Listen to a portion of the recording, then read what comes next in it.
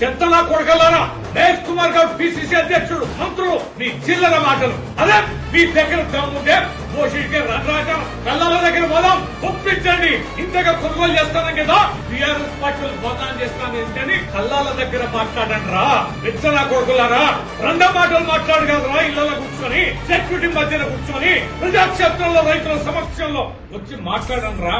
Congress party సంస్కృతి ఎట్లుందంటే పుట్టుకల గురించి మాట్లాడుతున్నాడు. దయాకర్ ఏం మాట్లాడుతున్నాడండి? కేటీఆర్ గారు పుట్టు గురించి మాట్లాడతా వెళ్ళి నీ తల్లి దగ్గర పోయి అడుకో. కేటీఆర్ గురించి కేటీఆర్ పుట్టు గురించి నువ్వు మాట్లాడినావు కదా, నీ తల్లి దగ్గరికి వెళ్ళి అడుగు. అమ్మ నేను మాటని కరెక్టాను దవడ బగలు కొడుతుంది నువ్వు నీ మాటలు వింటేది తల్లి.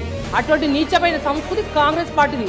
కేటీఆర్ గురించి ఆయన గురించి ఎటువంటి మాటలు మాట్లాడితే బిడ్డ తోలు తీస్తా, మీకు తోలు తీసి గుర్తు పెట్టుకోండి. ఇది కనుక ఇటువంటి భాష మాట్లాడితే వేరే దేశాల్లో రాళ్లతో కొట్టి చంపుతారు. ఇంత అన్యాయమా? తల్లులను వదిలిపెట్టారు, భార్యలను వదిలిపెట్టారు, పిల్లలను వదిలిపెట్టారు. ఎవరిని పడితే వాడిని ఇష్టం వచ్చినట్టు మాట్లాడతారా రాజకీయాల కోసం?